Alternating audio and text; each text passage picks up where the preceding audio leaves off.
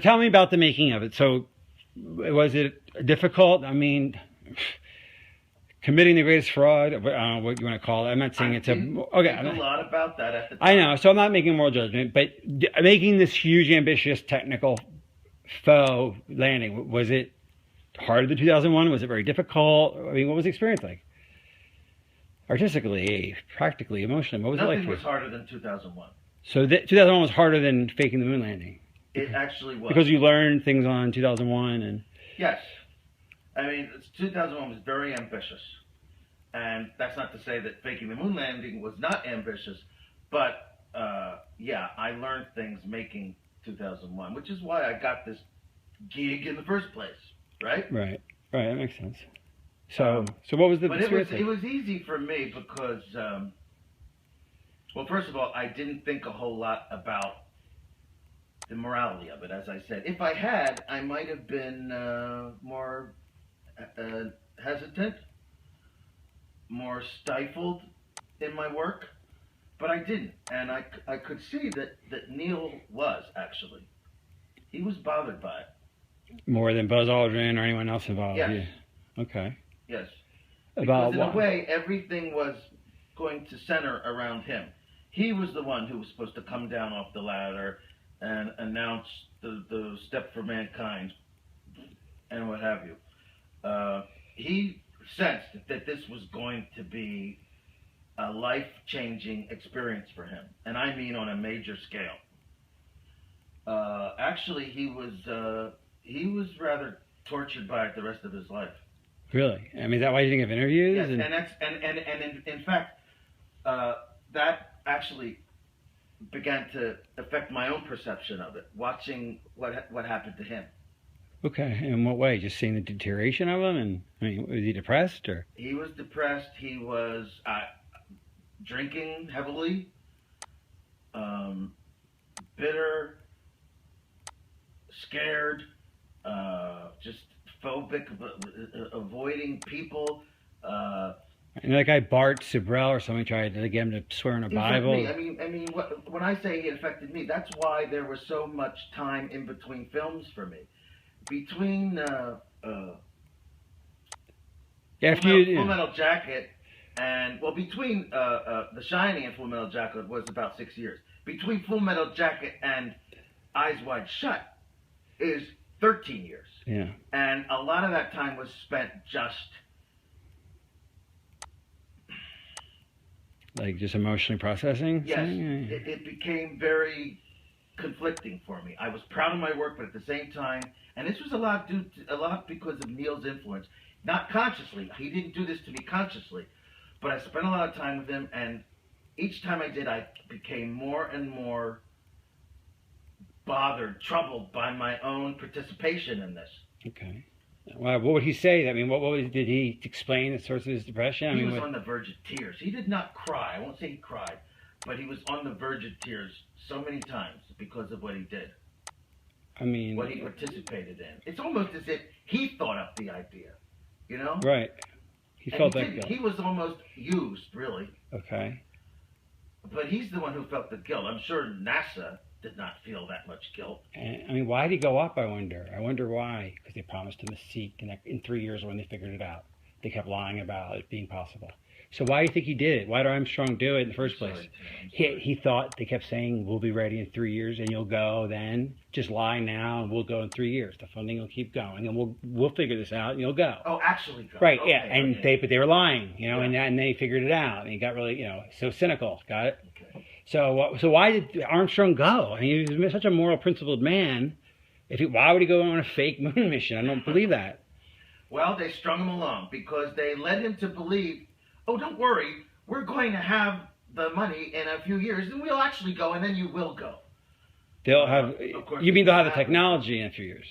Yes. Okay. They will have enough. They will. Yes, they will be able to actually perform the miracle of going to the moon. And yes, he would be in the saddle. So, in other words, okay, let's make this clear. Kennedy set a deadline, psychological deadline of the 60s.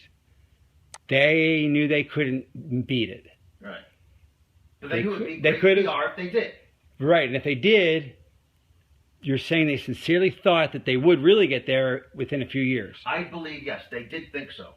Because that's what they, well, I mean, that's... Although some didn't. There was a difference of opinion. There were some that just believed honestly that we will never be able to get there. There's just no chance. That Werner and I used to like have coffee in the mornings, and he was like, there's no fucking way. Like, isn't right? Like, even Werner von Braun. All right. So go with that. Some people didn't believe that you could go. Even. Well, Werner von Braun, of course, didn't think so. The director didn't think so. The man was just too brilliant. He knew that we couldn't do it. Yeah. So, okay, I'm talking about a guy working on 2 lost causes, Nazism and the quest for the moon. I mean, he really did, and he didn't tell them. I mean, did he ever tell them? Did he tell NASA? Like, did he tell the president we can't go? I mean, he must have been broke the news. He was very old, of course, at the time, and a lot of people just dismissed him. Younger, more ambitious people. Some of them really thought we could get there. Right.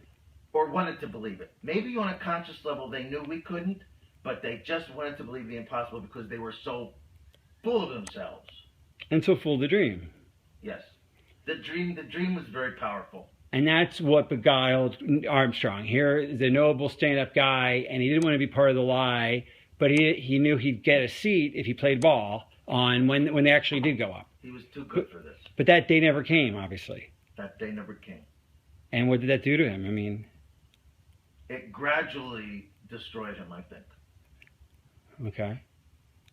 He deteriorated. Yeah, like I said, he drank a lot. He was full of self-recrimination, and so was I. Well, mainly from his influence. It's like I caught it from him. And now tell a story about, I talked to him one last time before his death, and he made me promise to get this news out. It was too great. It was, this one last story. I died before him. Okay, one last conversation right?